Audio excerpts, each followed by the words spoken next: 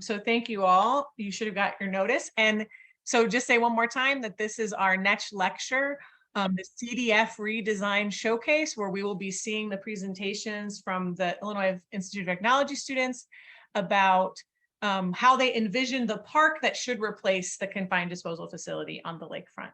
And I'm going to invite their professor, Ron Henderson, to introduce himself and the program. Hi, I'm Ron Henderson. I'm professor and director of the Master of Landscape Architecture plus Urbanism program at Illinois Institute of Technology. We are Chicago's only professional landscape architecture degree program. So we're always excited to be able to contribute our expertise to organizations like Friends of the Park and to the communities, particularly over the last year, working both with DuSable Park, with the Englewood Trail, the Kenwood Trail, and here in the Calumet region as well. It's an honor to be part of the Netsch Lecture series. There are two buildings by Walter Netsch on the IIT campus. Most people, of course, know it for the work of other landscape architects and architects, but Walter Netsch also did two buildings on our campus, our library and Herman Hall. So I think it's really great that we have been invited by Friends of the Park and by the community to participate in exploring the possibilities of the combined disposal facility. I also want to kind of congratulate many of you on the call for probably some heartening news maybe today from Housing and Urban Development,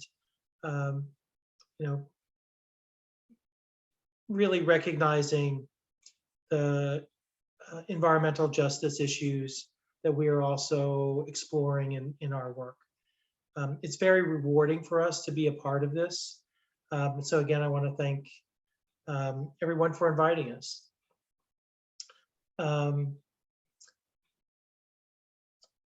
I would ask Amanda to just introduce yourself and kind of where you are from in Chicagoland, because you're a Chicago-lander. And then Daniel, if you could as well.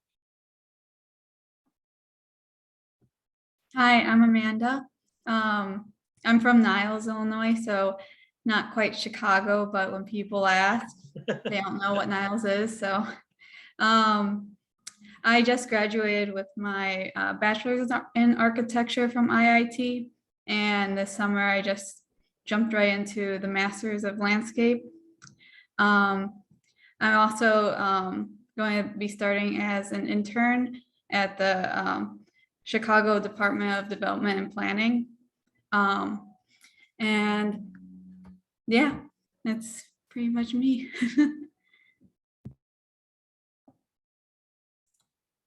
Hello, my name is Daniel Garchuk, and I also just graduated with my bachelor's in architecture this spring, and I enrolled in my master's of landscape architecture. And I'm from a southwest suburb of Chicago called Lamont. And then my background is my actual garden. So it's a little fun fact. So thank you. Daniel and Amanda, this is a summer studio for them. So they've been working with me and with us for about 8 weeks. So the work that you'll see from them is just a couple months worth of work. We've been very careful to structure this work through a series of what we call scenarios, so that we're not proposing a final answer, far from it. We are simply presenting a series of possible scenarios so that everyone can help filter through some priorities and criteria that you all might like to take forward. Back to you, Rachel. Yeah, thank you, Ron, and thank you, Daniel and Amanda, for being with us. And I just wanted to offer, I know we did this last time, but for those that might be new, a little bit of background about why does Friends of the Parks doing so much work on the Confined Disposal Facility and on this project generally from our view. Ron mentioned it, that there was a decision that came down today from the Federal Agency of Housing and Urban Development, which great congratulations to our friends at the Southeast Environmental Task Force who took the risk and did the advocacy to file a civil rights, human rights complaint with HUD against the city of Chicago for the placement of General Iron in the 10th Ward. Even though the permit was denied, they said they thought the process was discriminatory and was targeting Latino and Black neighborhoods. And HUD agreed that there is a pattern of Chicago land use zoning policies that push these types of polluters into communities like the Southeast side. And that directly connects to this confined disposal facility because this is just one such toxic facility built on the shore of Lake Michigan and the Calumet River in the 1980s, over 40 years ago, when we had different views on environmental policies and different political will to deal with environmental injustice. This facility was supposed to be open for 10 years and it holds the sediment that is dredged from the bottom of the Calumet River to allow large freighter ships to move, to allow our international port that's right next to it to function. That dredge is found to have toxic elements in it, mostly from the steel mills, but from many of the industries that have operated for a long time along the Calumet River. And even the most recent analysis of the sediment has found that it still contains too much toxic waste to be able to be dumped directly into Lake Michigan, which would allow the closure of the confined disposal facility. And instead, that facility is reaching its capacity. But the General Assembly of Illinois and the Chicago Park District promised that when the confined disposal facility, which is run by the U.S. Army Corps of Engineers, reached capacity, it would be sealed, capped, the land would be remediated, and the residents of Chicago would get a lakefront park. But this last year, the U.S. Army Corps of Engineers, after their search for a new site seemed to be failing, they said, wait, hold on, why don't we just expand the current site 30 feet into the air and keep it open for presumably another 40 years. And Friends of the Parks and many of the community residents on this call have been like, no, we want our promised park. So part of the reason we're holding this event and partnering with the design studio students is to help build the momentum to make sure that we will get that park and to build community energy around demanding that we close the CDF. And I should also say this HUD decision is a great decision for that work, right? Because it is saying the city must change its zoning and land use policies or lose access to those hundreds of thousands, millions of dollars of housing dollars. And there was some remarks in one of the articles that said it is possible they will defer the decision to the Department of Justice if the city does nothing. And we at Friends of the Parks are well aware that the Department of Justice will intervene. It did in the 1980s against the Park District and issued a consent decree demanding the Park District change its policies around its inequitable investment in South and West Side parks. And so we know that won't be good for the city, but it will hold the city accountable to change those policies. So that's good news in our fight and our advocacy. So I could talk to you all day about the CDF, but that's just to give you an overview of why this event matters, why we wanted to do this partnership, and thank you all for coming to be a part of it. So I'll turn it back over to Ron, Amanda, and Daniel.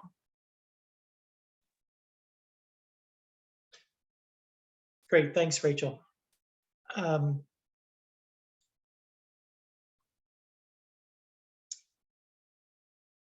So what's the name of this park?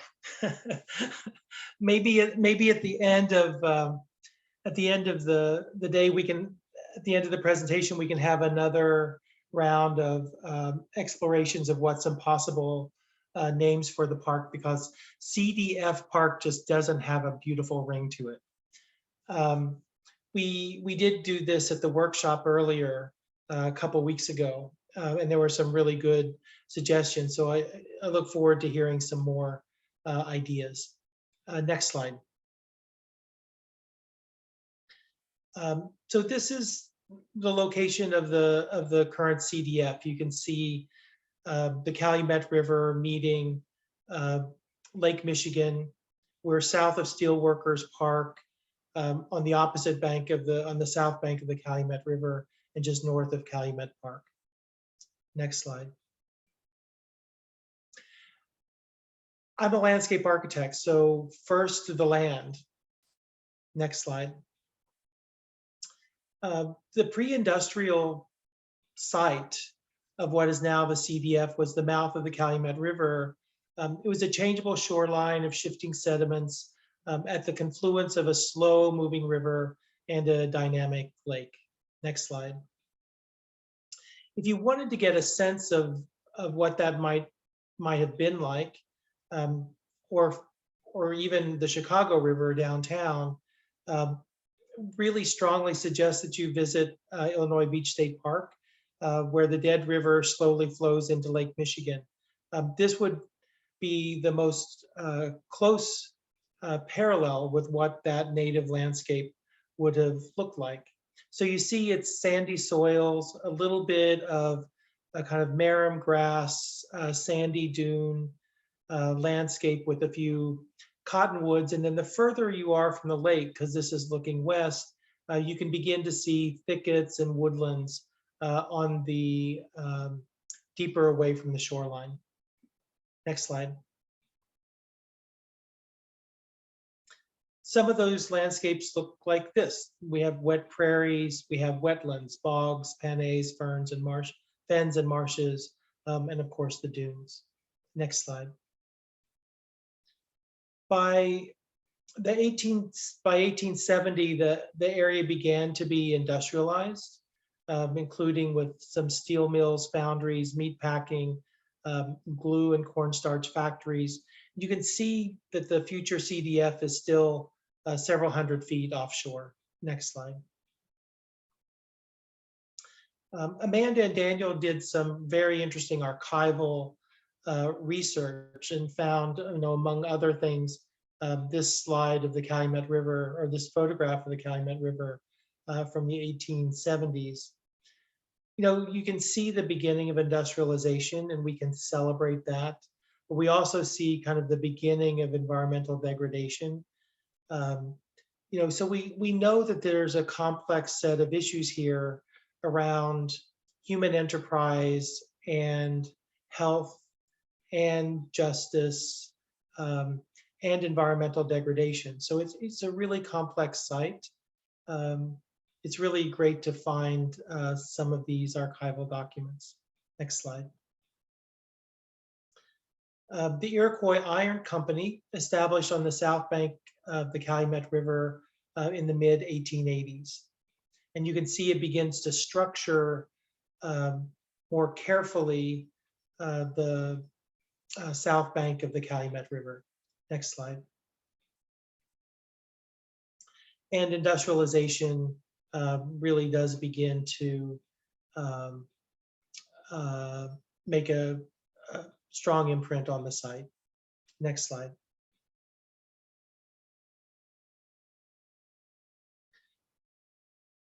By the early 1900s, Iroquois Ironworks changes to Iroquois Steel. This is 1913, which, if you know the Calumet region history, the Cal-Sag Channel was excavated between 1911 and 1922. So this shows the critical link to Lake Michigan of the chain of water bodies that connect to the Cal-Sag Channel. 8 years before this was the construction of Calumet Park, just to the south of the site, which is next slide. So here we see some of the dredging activities in 1913. Again, a lot of industriousness. Next slide. But immediately adjacent to Calumet Park, designed by the Olmsted brothers and opened in 1905, field house in 1924, and the park continued to expand until the 1930s. In many ways, we might consider the CDF site as another expansion of Calumet Park about 100 years later. Next slide. As Rachel mentioned, the CDF began in the early 1980s. By 1994, the perimeter boundary had pretty much been enclosed, and the land had been bounded and connected to the prior land, to the prior fill of the Iroquois steelworks. Next slide. This is one of several active confined disposal facilities on the Great Lakes. So you can see in red, those are ones that at the time of this chart, in red had less than 5 years of capacity remaining. And you can see the Army Corps of Engineers dilemma, because about half of them are have reached capacity. Next slide. We really love to look at the growth or the change of landscapes over time. So on the left is the 1940s, very active steel mills on both sides of the Calumet River, still up into 1983, about the time that the CDF was being planned. And then in 1994, you can barely see the CDF being formed, but you can also see where north of the Calumet River, the steel plants are being dismantled. Next slide. Looking south, Steelworkers Park is to the bottom left. You can see the CDF. In 1984, the North American Stevedoring Company facility was constructed on the site of the Iroquois Iron Shipping Port. So there was a transfer of ownership and land use. Next slide. NASCO handles bulk solid materials, salt, steel, lumber. It wasn't until the EPA investigated the facility in 2014 that they improved some of the output and ventilation within the buildings, and the facility has been recognized as releasing toxic levels of ferromanganese. Next slide. We'll see that the bulk solid material handling has changed a little bit. Another timeline series at the upper left is 1998, and you can see the port facilities along the Calumet River. 2002 in the center top, 2004 top right, 2008 bottom left. In 2015, in the bottom center, you start to see a greater arrival of containers. And by 2021, what had been a woodland has been cleared and is now full with shipping containers. So the port has kind of changed from being bulk material port to a container port. And that's part of international shipping transformations over the last 20 years. Next slide. Which means that the 2009 last 4 miles concept plan from Friends of the Park has a different amount of area available for public space. The 2009 plan had included that woodland as a possible expansion of Calumet Park to the north and connecting to the CDF. Next slide. But we can see that that woodland is now container storage. So the work of Amanda and Daniel has focused only on the triangular wedge of the CDF itself. That's the extent of our work. And what we anticipate for right now would be the extent of the park. Next slide. To the north of this is a drying dredge pad, beneficial use, which may mean that some of the material may have a second use. In the center, the largest area of the site is the drying dredge pad, confined disposal that would be capped. Of interest is that Indiana is only about 100 feet offshore. To the south is the dewatering pond, which is any water that would migrate north to south would be collected. And you'll see that in the scenarios that Daniel and Amanda have prepared, that the dewatering pond remains and is transformed in most of those scenarios. And then at the very south, a very narrow connection to Calumet Park. Next slide.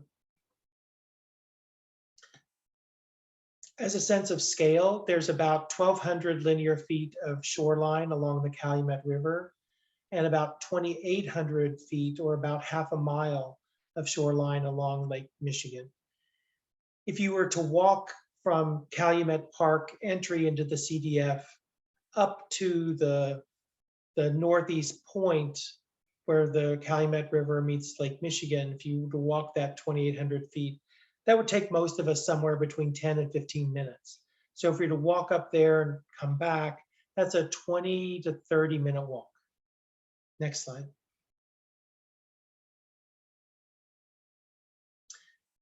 For a sense of scale, if we scattered that triangle around the near vicinity, at the bottom, you can see if we overlaid that on Calumet Park, it captures the beach, the field house, the Coast Guard, and just the west side of some of the playing fields. To the north at Steelworkers Park, it extends the full length of Steelworkers Park, and then north of the North Slip, up to the north bank of the North Slip, or more interior to the neighborhood, the Chicago Vocational High School and Jesse Owens Park. That's just a sense of scale to help everyone. Next slide. The land use is industrial along the Calumet River, with two pieces of park, of course, Steelworkers Park north of the site and Calumet Park south of the site. Next slide. Transportation access from public transportation is very poor. At the entrance of Calumet Park, there is access for buses and bikes.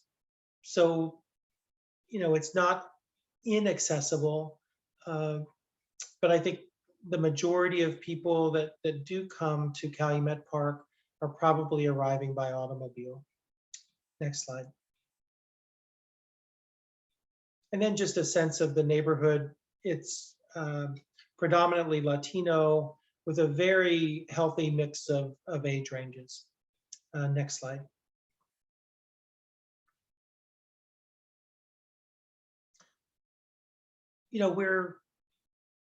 We're designers, so we're often interested in what the materials are. The next slide. At Calumet Beach, we discovered a lot of history just by reaching down and taking a handful of material off the beach.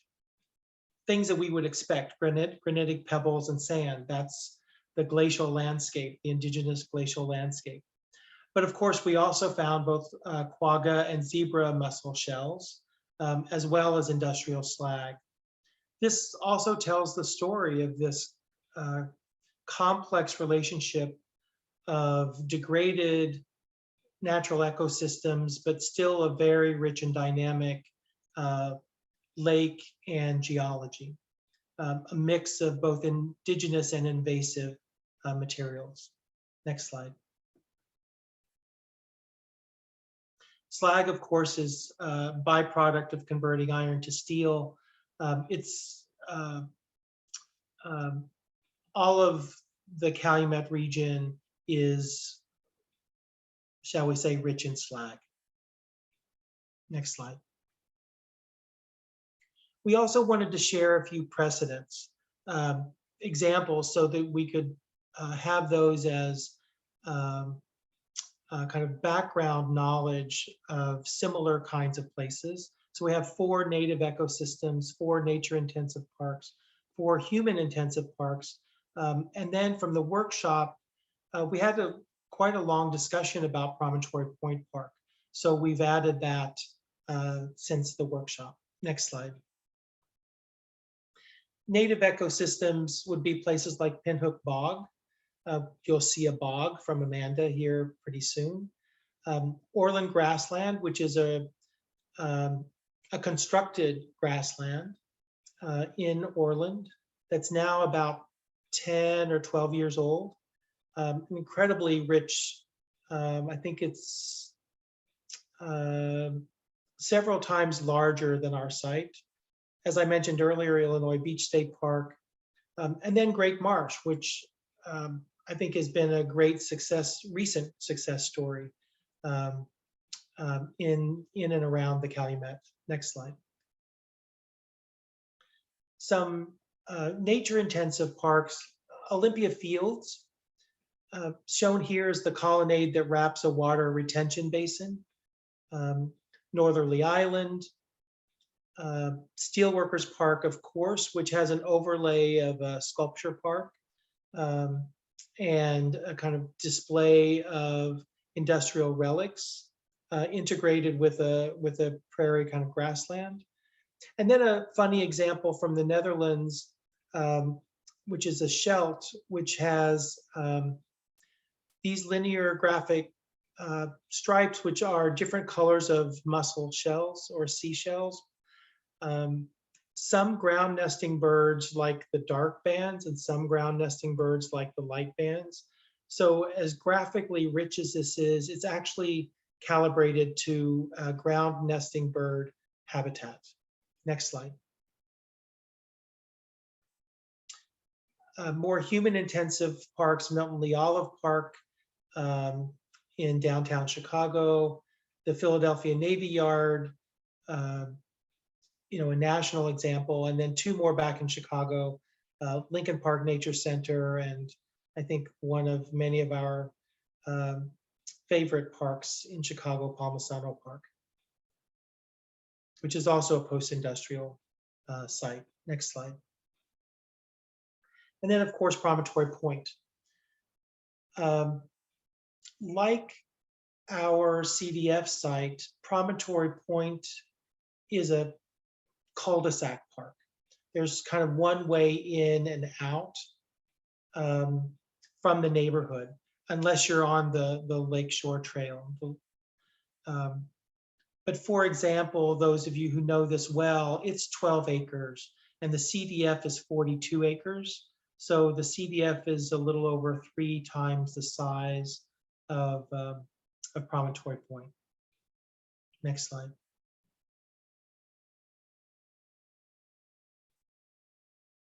So we're working with a set of assumptions. Next slide.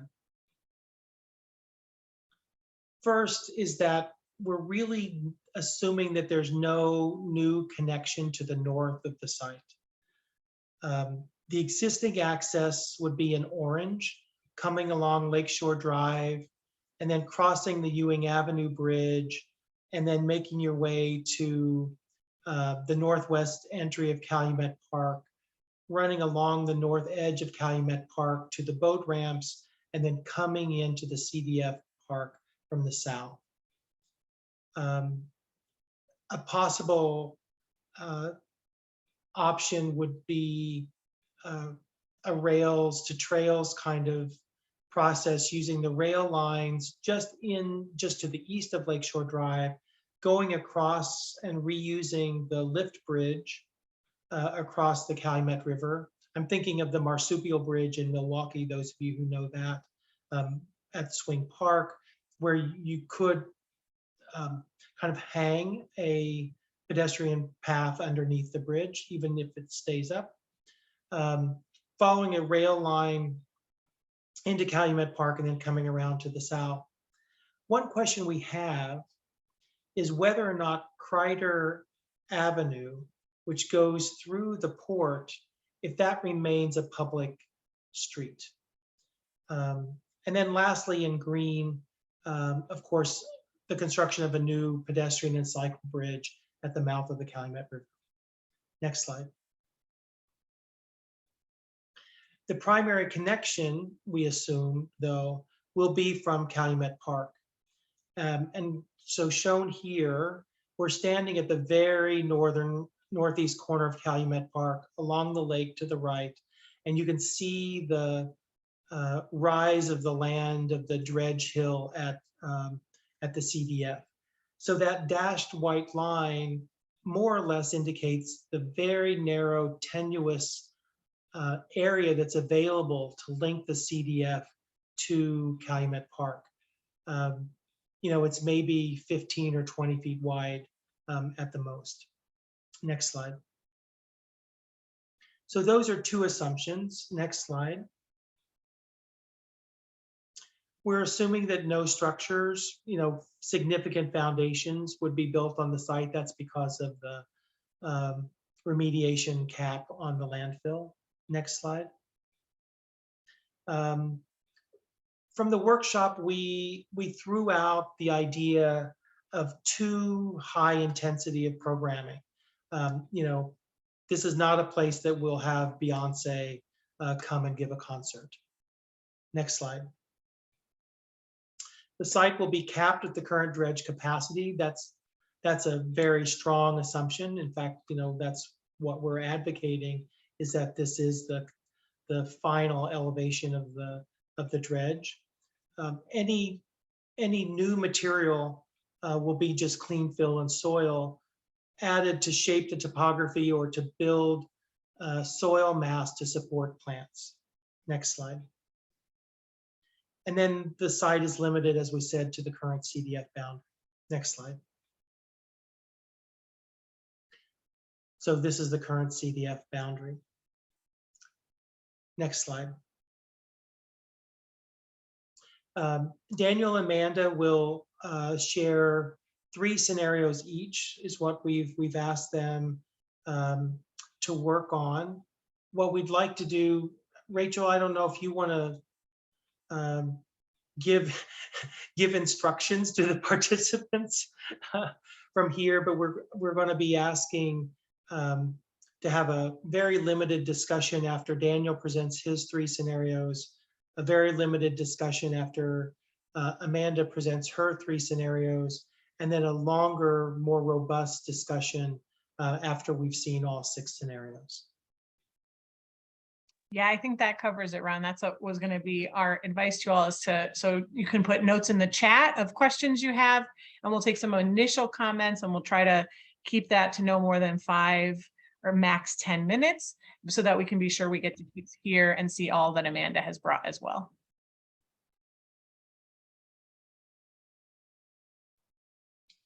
So with that, Daniel. Okay, next slide. So here is my first scenario, which is called Eco Loops Park. The Eco Loops Park, it creates the most diverse ecosystem. The 4 loops create pedestrian paths totaling 1.5 miles, on which visitors experience changing environments through the thicket, prairie, grass field, and shallow marsh wetland. Next slide. So here you could see the different environments that are created along one of the paths from the 4 rings. So you could see how the different points on the path create a different environment and feeling, whether you're in the prairie or thicket or wetland or grass field. Next slide. And then in the aerial view, you could see the arrangement of the thicket, creating a blockade from the neighboring port. And then it terraces kind of down with the different ecosystems that are created. And then you have a gathering space, an amphitheater, an activity surface, and then the dewatering pond just south of the site. Next slide.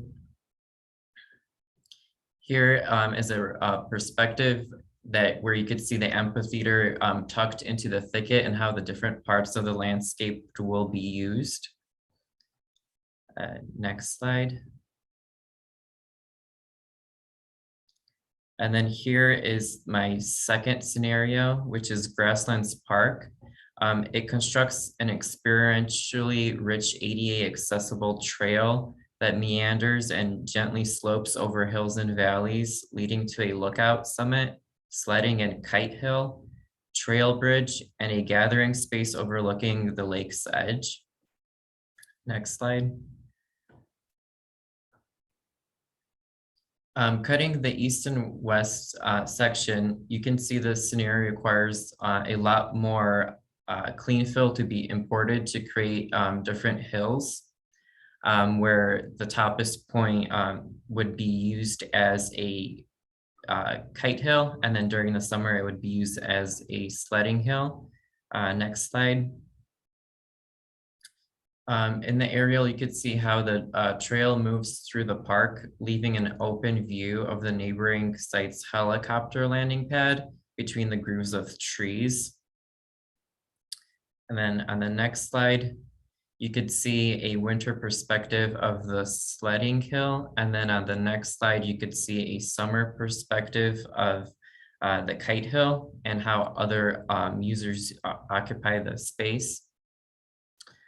And then next slide. Lastly, my third scenario is a successional woodland park, which will gather the efforts of the community through the planting of a diverse species of trees that will grow into a biodiverse thicket over time. So next slide. So this is kind of an explanation on how a successional woodland park would work. So in stage one, it involves the seeding of perennial grasses and wildflowers, which attract insects such as bees and butterflies, which usually takes about 10 years to develop. And then in stage two, birds and squirrels will spread seeds, leading to the growth of such shrubs as high bush blueberries, junipers, and sumac, which takes about 10 to 18 years. And then in stage three, sapling species such as sassafras and cottonwood begin to grow, taking about 15 to 25 years. And then at stage four, you get to a mature woodland. It grows containing trees like Tilia, American elm, and jack pine. And then lastly, at stage five, it would be through natural events, it may reset the clock at areas of the project, so involving a dynamic disturbance. So after 50 plus years, there could be a kind of like a regrowth, but it won't necessarily start from stage one. It would kind of be a more dynamic pattern. Then next slide. As can be seen from the section, the scenario consists of a very shallow topography, which wouldn't require bringing in a lot of clean fill. But what really creates an interesting kind of height difference is the woodland park that would be created through the growth of the trees. Next slide. And then as can be seen, the park consists only of the successional woodland, aka the thicket, and the shallow marsh wetland. So this is a low intensity scenario, which creates a big impact on wildlife. And then on the next slide, you could see the boardwalk over the dewatering pond and how it could turn into a biohabitat and how users can use that path to observe nature as it develops. Next slide. Here you could see the three landscape plans that I've developed through my three scenarios. The major difference between them are the different plant communities and experiences throughout the park. And then here I open up to any questions that anybody would have about these three scenarios.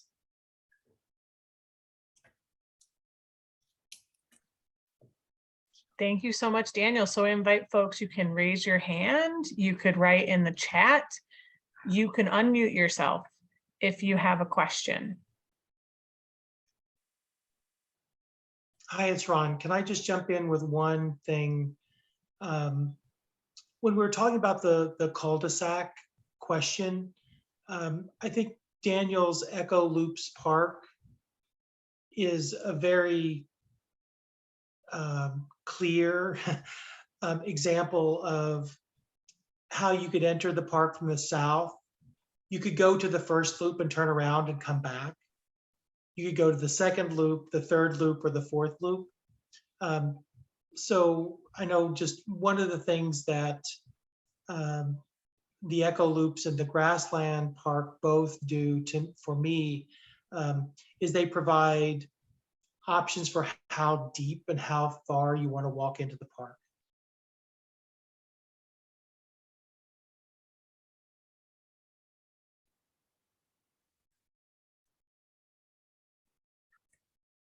I think that's helpful clarification. If we don't have any questions, then we can save our longer discussion. Oh, Sam, please. I like the grassland park idea because right now, currently at Cal Park, when we do have winter, there is so at the edge of the port space and the where it meets up against Cal Park, there is an actual like upland hill type of thing, and there are community members where we do have sledding for our kids and stuff like that. So I think kind of incorporating that, because there is such a small space that our community kind of just tries to use as much as we can. But if there was like an actual sledding hill feature within that space, I think it would be more enticing to some of the local family members to use that space for that reason. I mean, there's a lot of our community members that like the ability to have natural settings, but then also have features that can be used as low cost kind of exercise for our youth, right? Because so much of our spaces, especially in the 10th ward, we like to have a lot of low intensity spaces because of our biodiversity with natural spaces, wetlands we have within the area, plus all of the river, the other lakes we have within the 10th ward. So there is a thriving wildlife population, everything from foxes, deers, coyotes. So that's just my thought. I like all of these, these designs, but to me, that kind of says more of a community kind of taking ownership and interacting in that space.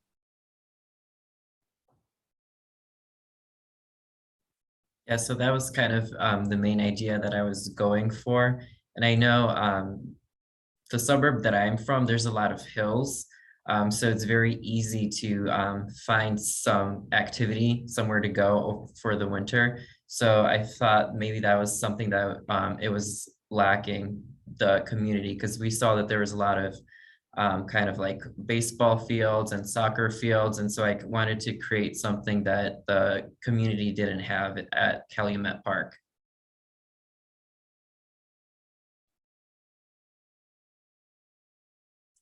Hi, it's Ron. I think one of the potential perceptions of building topography that high, and Daniel, what's the height at the top of the sledding hill? So I had it built up 30 feet at the highest point. Right, so it's the height of, Yeah. of the Army Corps of Engineers proposal for the dredge. Just that specific hill, not the whole site. So that's just, just a kind of awareness of perception of adding topography on the site.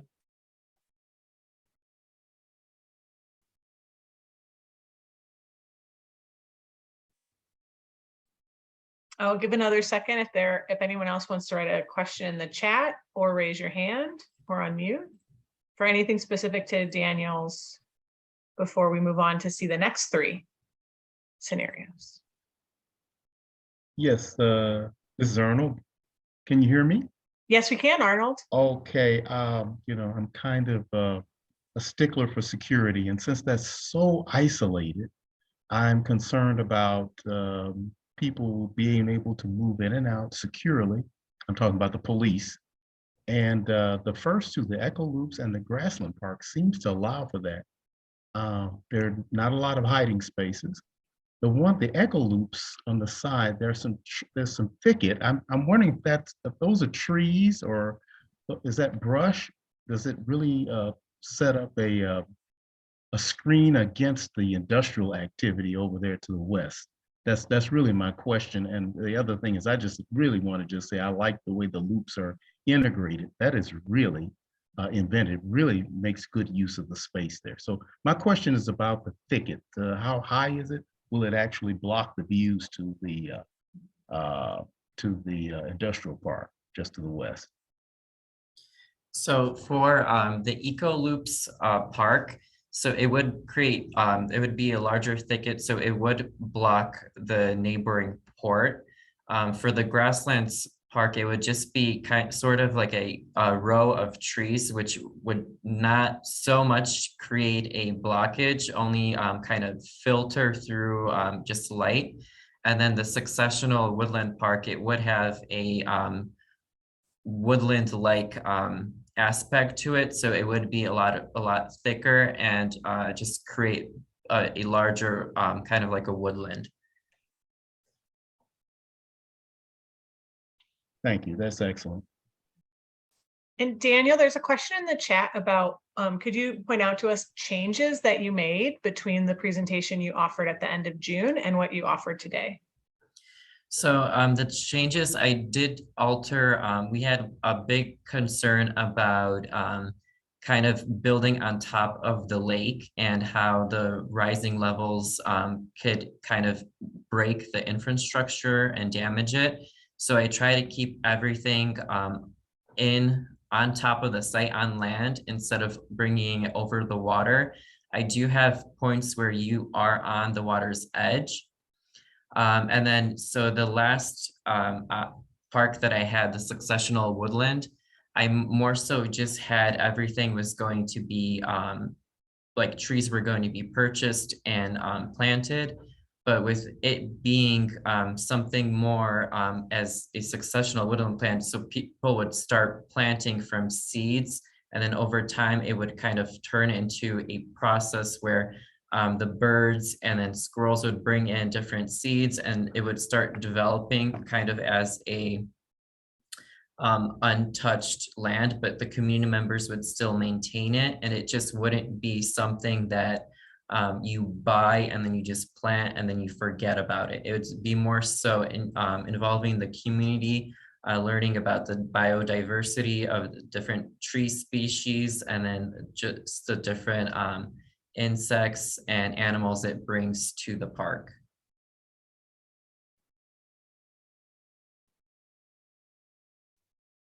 Thank you. I'm sure we might have some other questions. People, please let those percolate. You can drop them in the chat, but we're going to switch now over to see Amanda's presentation so we can have more time for discussion at the end. Hello again. I guess we'll go on to my 3 scenarios. So next slide. So Ecolab is a conservation landscape that constructs a habitat for threatened bird species and native pollinators. Next slide. So Ecolab has a shorebird swamp to the north of the site and a pollinator prairie occurring in the middle. And these 2 areas help bring back, help the native bird species and native pollinators have a foothold and a habitat that is catered towards them. And then near the south, the dewatering pond is now made into a marshland to the south. So then for the pollinator prairie, instead of us distributing seeds manually, I decided to design seed distributors that are located on the west side of the site. And those distributors allow the wind to pick up different seeds that will fly into the prairie. And we have these channels that are lower, and they will be able to collect those seeds. So it sort of slightly controls where those seeds will drop and germinate within the prairie. Next slide. And then with this aerial, you can see its connection to Calumet Park and where all these ecosystems are occurring, with the marshland to the south, the prairie in the middle, and then the swamp to the north. Next slide. So then in this perspective, you have the prairie that the grasslands that form there. If the seeds germinate within those furrows that were placed there, you're able to have different channels that people can come and walk through the grassland, and they could go and picnic, and it's a more secluded area since the grass will grow quite high along there. And then there's also an accessible walkway down one of those furrows that people can go through as well.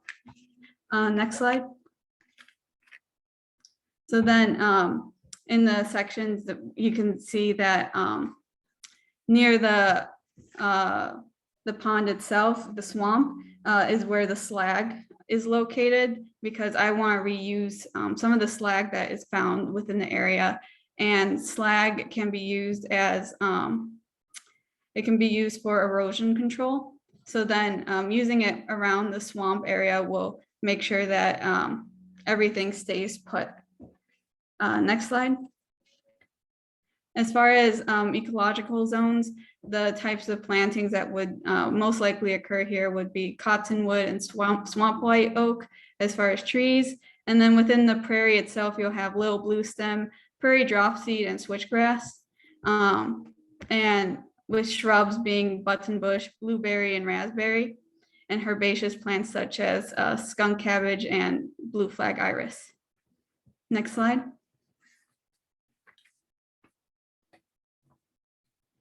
So then for this next scenario, Iroquois bog is a constructed native ecosystem that will mature over the span of 100 years to create a park for rare and threatened plant species to thrive. Next slide. So then when I was looking at bogs, one of the closest bogs towards us is Pinhook Bog in Indiana. And just as a size comparison, looking at the two, are the CDF and Pinhook Bog, you can see that Pinhook Bog is just a little bit bigger, but than this CDF. So for the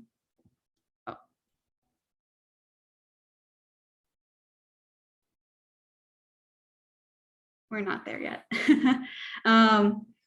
So for when the bog is first planted, you will have a stagnant lake within the center. Since most bogs do form from lakes, but we will have to create an artificial one.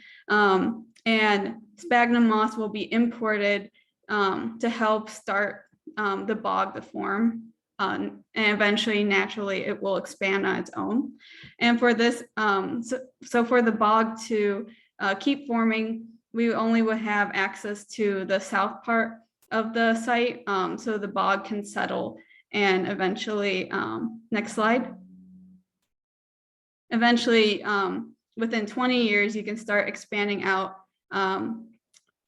into the bog and start seeing the rare plants that are within. And during this time is when acidity levels will start to stabilize. So the least acidic places will occur near the perimeter.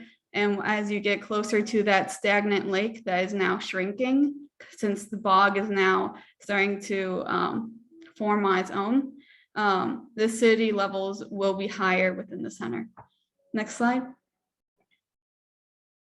And then finally, after 100 years, we will have floating boardwalks that will allow you to access the center of the bog where the highest acidity level is, which is where most of the rarest plants will occur. And then you have the tamarack forest to the west will keep expanding as well and keep creating its own little buffer between the port. Next slide. And here, the aerial, you can see that connection with Calumet. And this is the 100-year iteration. Next slide. And then to control acidity levels within the soil, slag found within the area can neutralize acidity.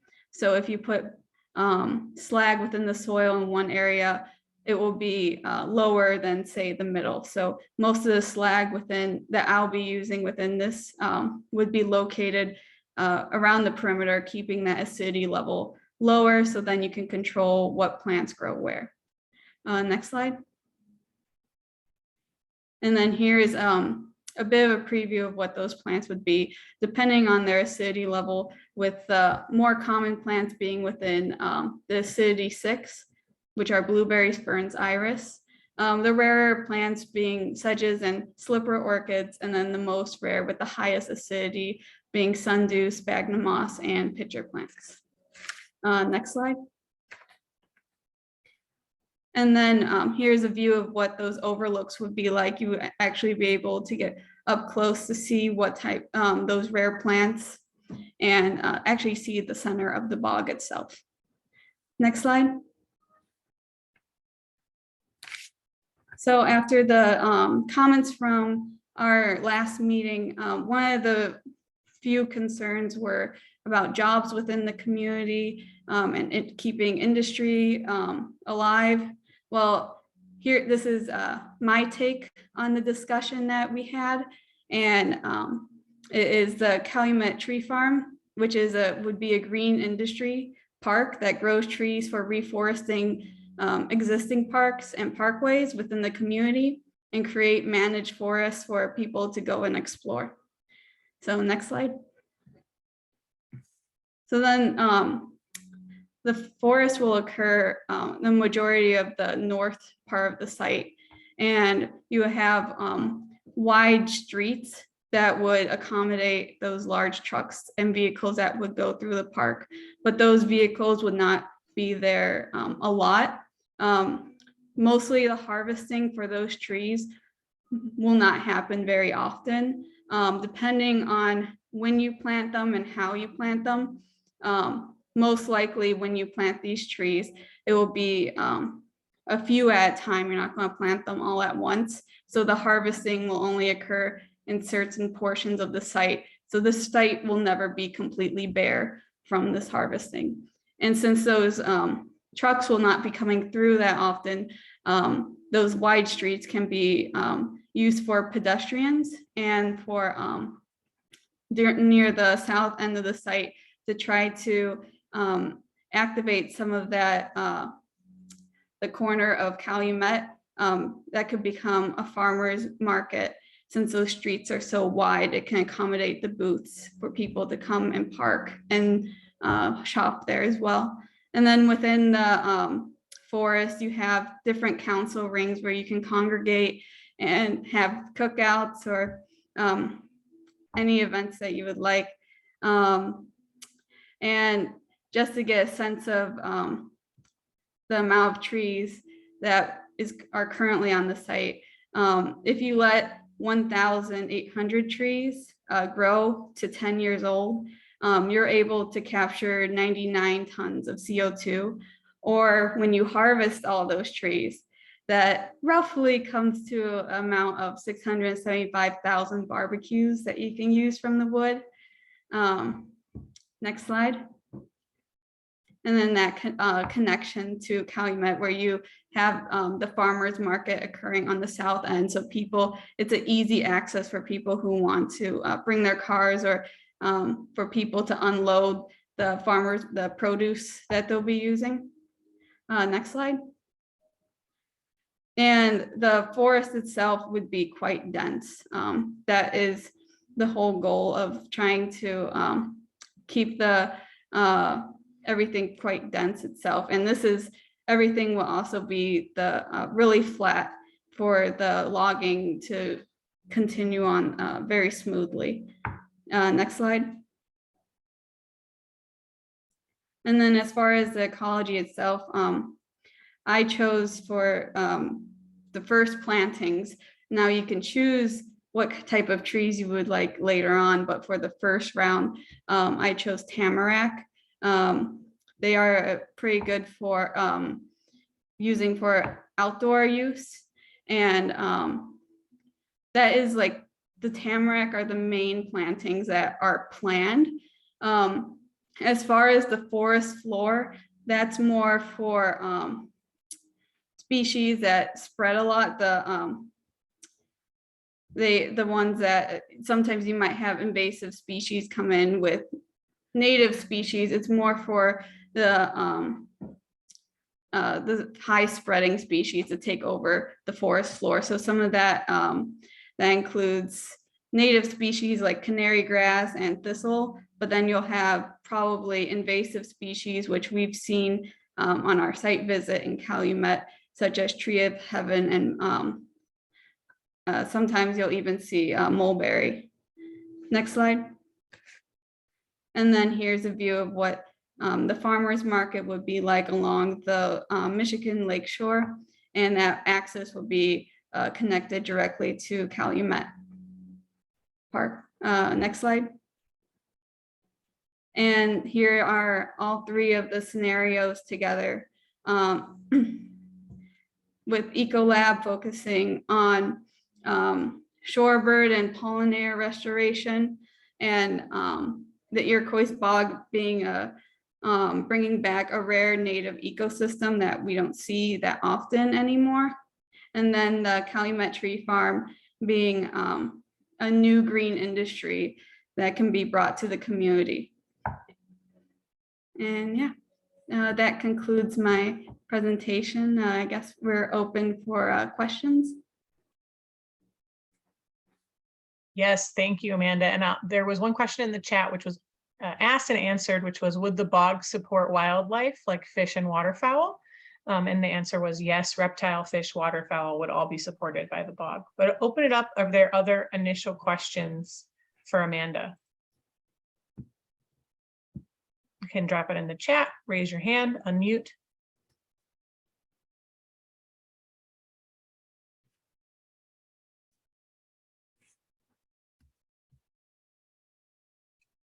As folks are taking a minute to think of a question, I would love to ask folks to maybe to write in the chat, what is a feature that's jumped out at you from any of the 6 designs, something that you loved that you saw? I feel like Sam gave us an example. He loved the sledding hill on the last one. So if you don't have questions, I'd love for you to write in the chat something you love so we can get an idea of what was exciting. And Amanda, we do have a question. Have you considered how prevailing winds will impact the site? And I think that could also be for Daniel too. Well, I addressed that in more of the Ecolab iteration, where those winds will help bring those seeds and distribute them across the site. Since lakefront winds can be quite harsh at times, but that will help Ecolab distribute those seeds itself.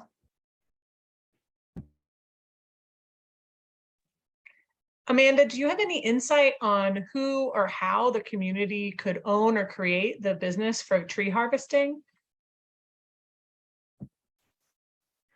It would be, well, of course you need the space for it, and you would need, there's a lot more that goes into the tree harvesting than just the site itself. So with Calumet Tree Farm, the idea is that it's not just this farm. So you're going to have other places that will take those logs that you harvest, and they're going to cut them up and they're going to prep them for whatever you're going to use for. And that kind of industry and those type of buildings will have to be elsewhere, actually, like within the community. So it's not only bringing business to this site itself, it's also bringing, branching out into other places within the community where those buildings can exist and be, have those logs be treated. So there's a lot more that goes on behind the scenes than what I guess I'm showing,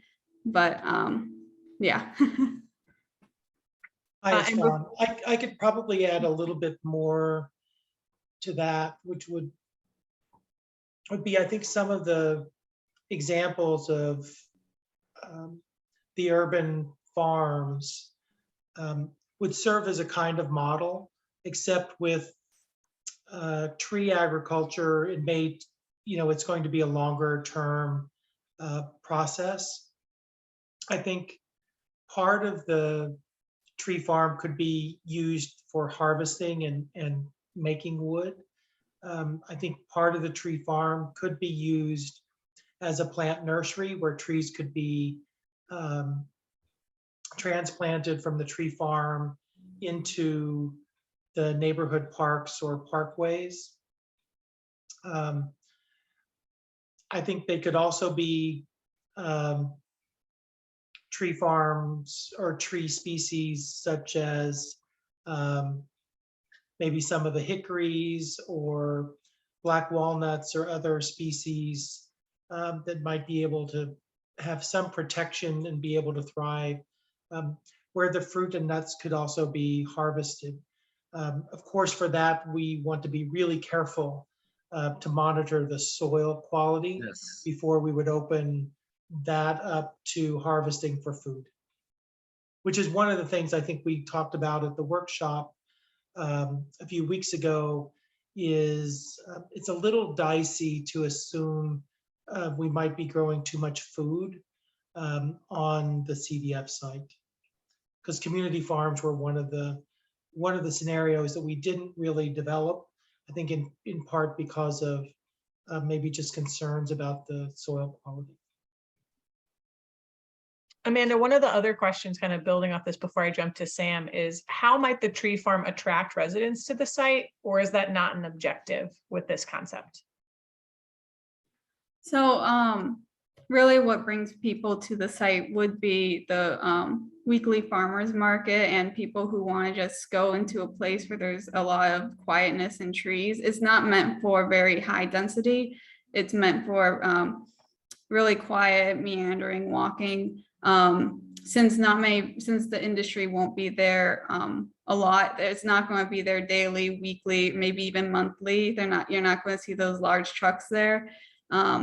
So it really is more of just a serene, quiet place that people can come and be within a large, dense forest for most of the time until those trees are either harvested or they're starting to be replanted.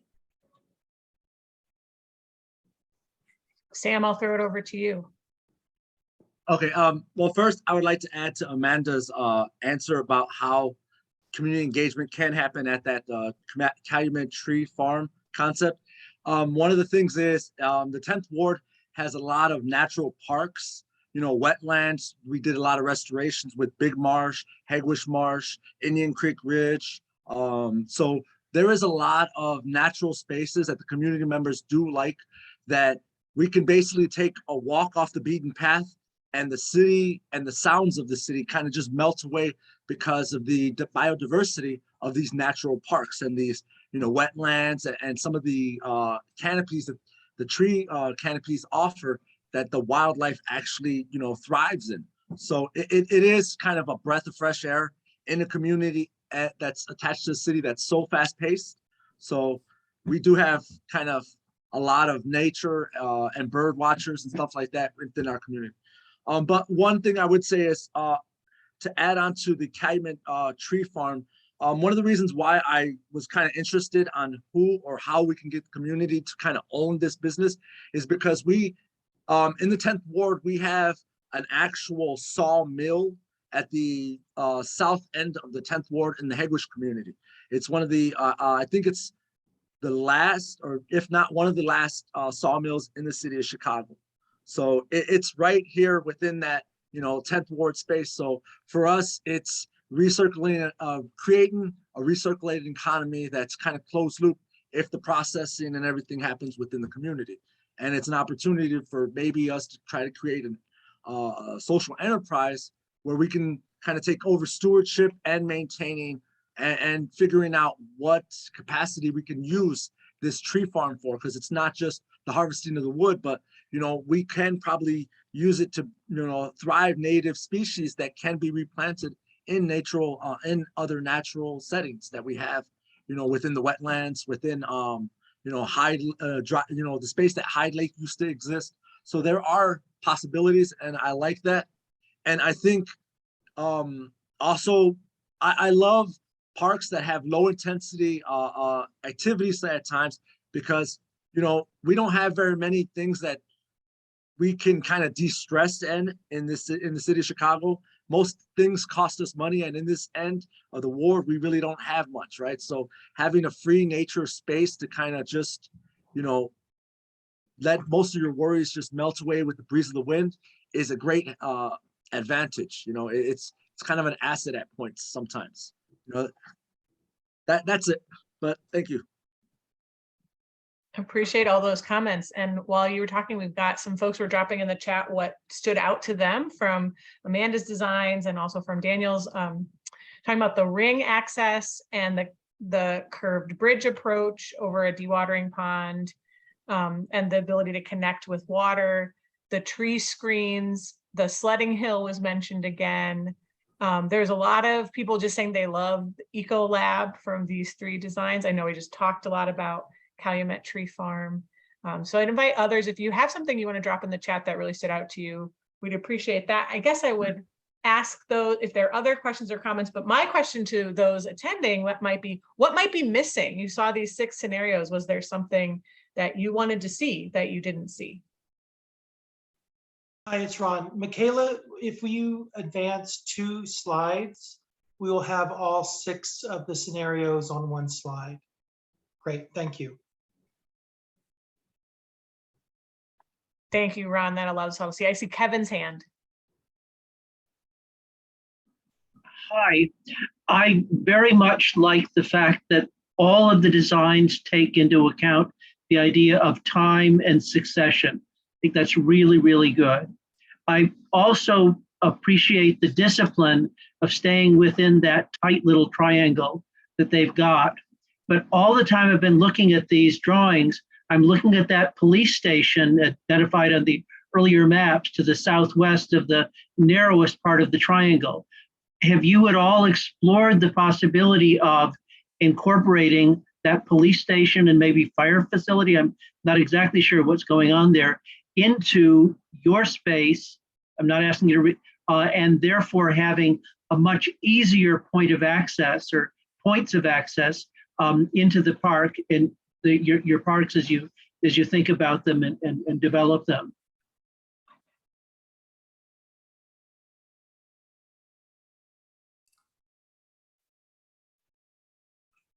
Daniel or Amanda, do you have any insights on that? Or Rachel, I know I haven't done any further investigation, but when we did visit the site, it was very closed off. So there was a barbed wire fence or closing off the site, and also that helicopter area.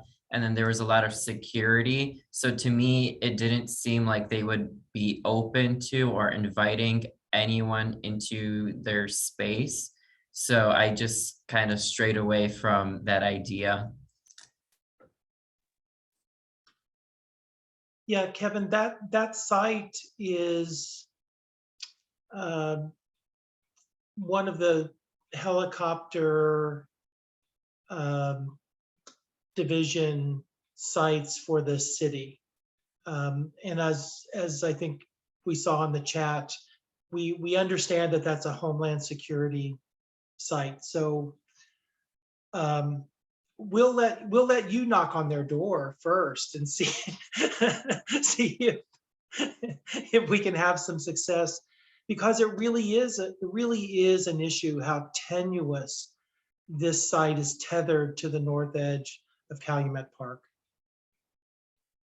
And I would say from Friends of the Parks advocacy angle, we would see that as something we could continue to advocate for the expansion of that site. So this is not off the table for us, but we do recognize that that land is, I think, being loaned or designated from the city to Homeland Security. And so, right, that just becomes another thing we need to push for, because we would know that would help create more space to get into this park. And as we mentioned earlier too, there is a street called Kreider Avenue that goes right through the port. We haven't been able to ascertain as to whether or not that really should still be a public access street or if it's been vacated. So Rachel, I think in our advocacy work, and maybe there's some neighborhood knowledge about what that street is, there could be some advocacy to find a way that could be public, given although that it goes right through the middle of the port. That's a great point. And I'll just say, we asked what people thought was missing. I see some people said, I don't see enough seating areas in the plans. And another question, would there be a seawall or steps going down to Lake Michigan? Something to break crashing wave action during the winter months in any of these designs?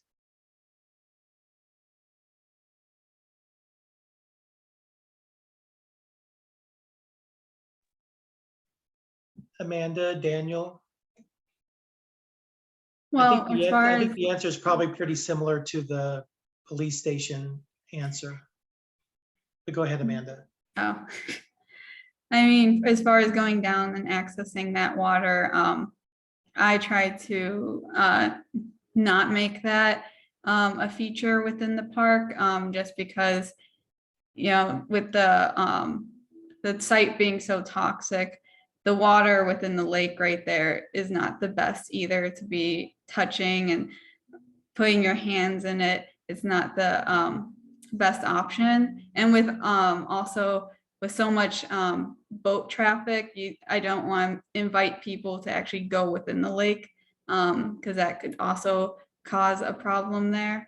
As far as the seawall, right now there's still, you have the rock border within that is currently there, helping to cap the site.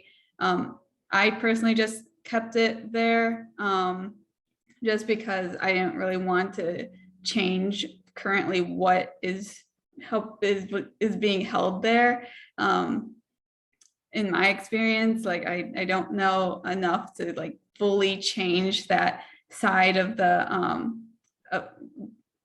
going into the lake, if that, because there's already we studied that there's already some damage to some of the ways that the sludge is contained, and by trying to rework that, it might damage it more to the point that it could be leaking way more into the water than it is already. And then kind of to add to that, I think it would be, if we were to alter the edge of the lake, it would be very costly. So we had a lot of discussions about who would be funding for this park. And I think we try to create it as economical as possible. And then later, maybe just putting extra funds towards the upkeep and improvements of Calumet Park to the south. I'll also add one more thing, which is just coming back to Promontory Point as one of the precedents. We know the discussion about the water's edge at Promontory Point. The lake is an incredibly dynamic and powerful body of water. So I know also at the workshop a few weeks ago, as Daniel mentioned, he kind of pulled back from the water's edge because he was aggressively going out over the water a few weeks ago. So I think our reaction was to more or less leave that water's edge as it is.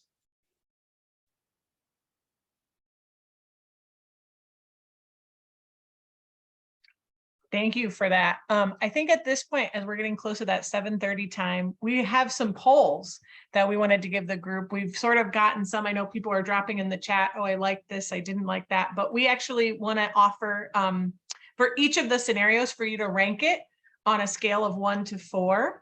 Oh.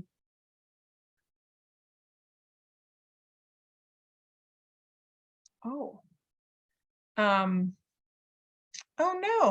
no. Sorry, we're having a technical difficulty with our polling. Let me. Oh, it's not letting us. So actually, we'll do this in the chat box because our poll says it is inactive. It was active when we started, but is inactive now. We all have had those experiences with Zoom. So I would love for folks on a scale of 1 to 4, 1 being you like it the best, you find it most least agreeable, 4 being you find it most agreeable. So 1 least, 4 the best. If you would, for eco loops, drop your ranking in the chat at this time. So a number 1 to 4.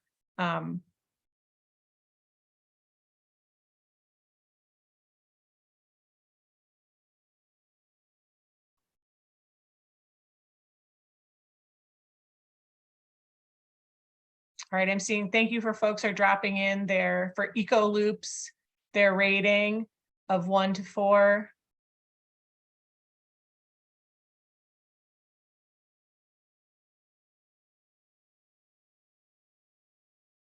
Thank you. We'll give it another second.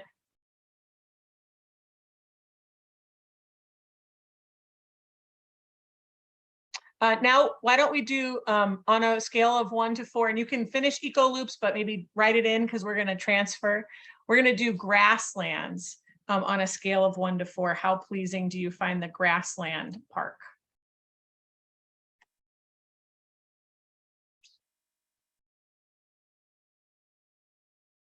Thank you. I see folks writing in their rating in the chat. Thank you so much. You can keep filling that in, but I see we're slowing down a little bit. So we'll transition to successional woodlands on a scale of 1 to 4.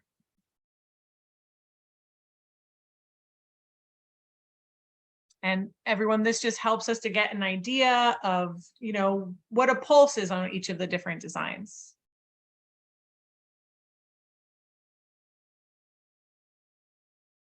Thank you. We're still taking people writing in the chat, the successional woodlands.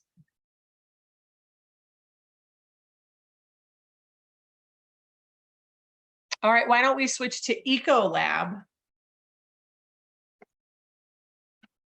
on a scale from 1 to 4.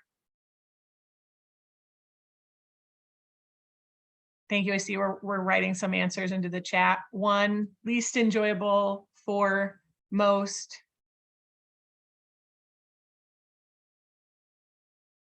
For the Eco Lab.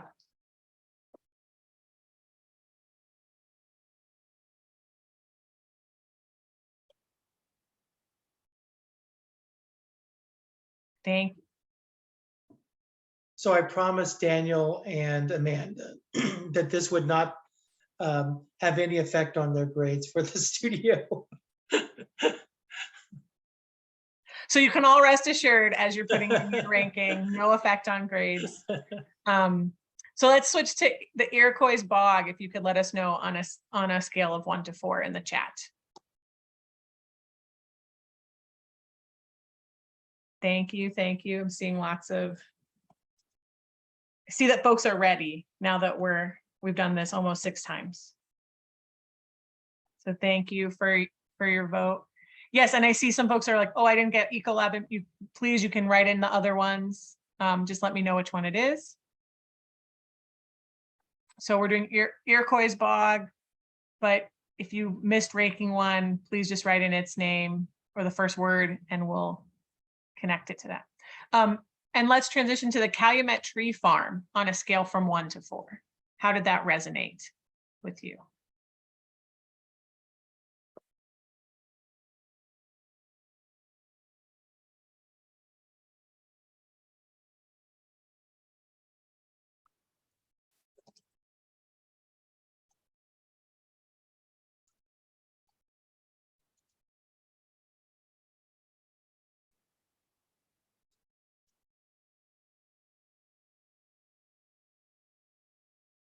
Right, so this is just if anybody didn't quite get one of your votes in, this is your chance to drop that in the chat. We really appreciate it. Just to kind of know what's resonating with community. And again, if you wanted to write anything in the chat about what features you loved, that's also great too.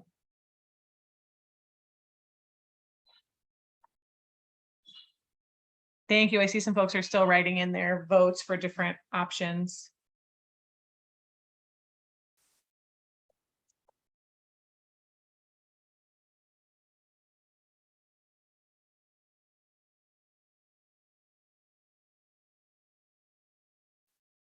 And then, hi, I'm Julie again. I'm with Friends of the Parks as well. And I just wanted to talk about a bit going to our announcements page, or just talk about the upcoming events that we have. So our first one, and I'll drop some of the links in the tab in the chat later. Our first upcoming event is called Depave Chicago. It's another Netsch lecture, and it's about removing pavement in Chicago communities and replacing it with usable green spaces and nature-based solutions. And thank you for the page. That one will be August 9th from 12 p.m. to 1:30 p.m. And then we have a link there, but I'll drop that in the chat. And while Julie's doing that, I can point out we also have at Schaefer Park in the Southeast community, we're going to have a wellness fair. We'll be doing our walking club in the morning. There is farmers market every Saturday there, and we're also working to get some workshops and vaccinations that day. And please mark your calendar for our annual DuSable Park anniversary and commemoration on August 20th from 10:30 to 2. And then we have another Netsch lecture on September 1, also at 12 p.m. virtually about the river's edge. And another lecture that will be in person on September 24th about the Foster Beach rock drawings. So lots of opportunities to do different programs with Friends of the Parks in the next few months. And Julie has dropped in the chat the website where all the events will be posted. Julie, I'll hand it back to you to finish the announcements. Yeah. And then on the next page, we have a Friends of the Park survey that we hope you will take the time to fill out for us. Our survey's purpose is to learn about park usage and investment priorities. You can use that QR code with your phone if you would like. You just get your camera and then scan it. And I'm also going to drop a link in the chat for our SurveyMonkey link, where you can just click it and fill it out at your nearest convenience. Thank you in advance. Next slide. And then just finally, if you want to reach Julie or I, this is our contact information and our website. So we just want to thank everybody for being here today. We want to thank Ron and Daniel and Amanda for their hard work this summer. And all the thought that went into the workshop we had in June and into the scenarios we saw today. I know Ron just dropped in the chat, if you can think of a name for what this park should be, which maybe will be connected to what it might be becoming, we'd love that.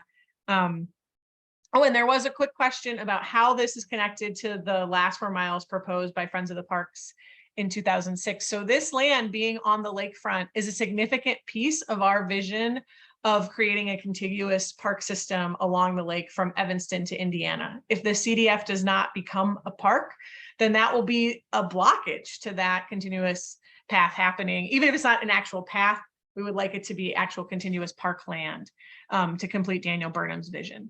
So we envisioned in 2006 that this would become, and then the plan we released in 2009, that this would become a park, fulfilling the promise made by the Illinois General Assembly and by the Park District years ago. Daniel, Amanda, Ron, if you would like to say anything, we're just very grateful for all of your hard work and for being with us today.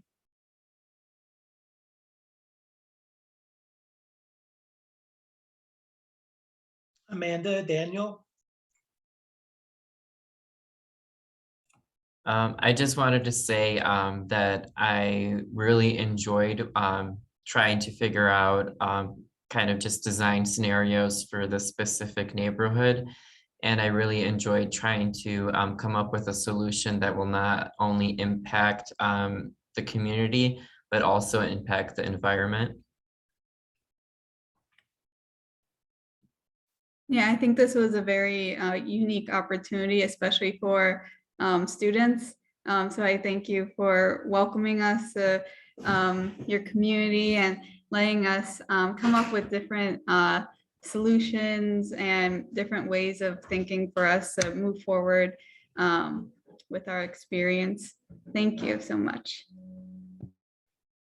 You know, I know that Daniel and Amanda are working more closely with landscape materials and a different scale of project than they did in their undergraduate architecture careers. And so I want to congratulate them for capturing the scale through both kind of time, you know, how long does it take to walk to a particular part of the park, or how long does it take for a successional woodland to develop over 100 years, or remarkably, because the CDF has a liner, it might actually work like a bog. And so Amanda's proposal for bog, I think, challenge them to think about the work that they do in a different time frame. So I know, you know, notions of successional forests and successional prairies were concepts that began to emerge out of their research this summer. I suspect Amanda's new favorite tree is the tamarack, and we should look to see that throughout her career. Again, I just want to thank everyone for inviting the Landscape Architecture plus Urbanism master's degree program at Illinois Institute of Technology to be a part of this process, a part of this advocacy, and a part of this community. Thank you.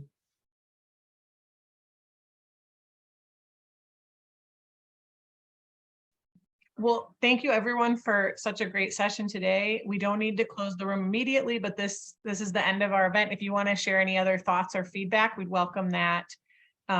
Just thank you so much for sitting with us to see all these great ideas and sharing your thoughts today.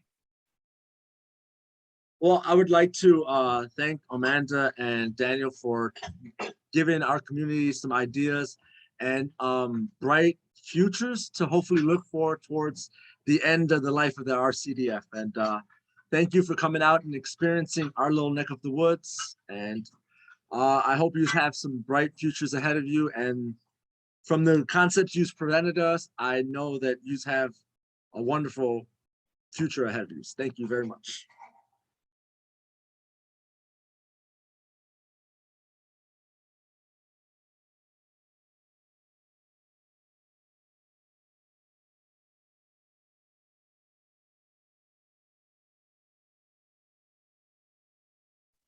I just want to name that I'm seeing some folks in the chat are saying, oh, I want to talk to people about the name. So we'd love for you to talk to people you know about the name and bring us all back together to think about that, because that's definitely a piece that we need to build energy.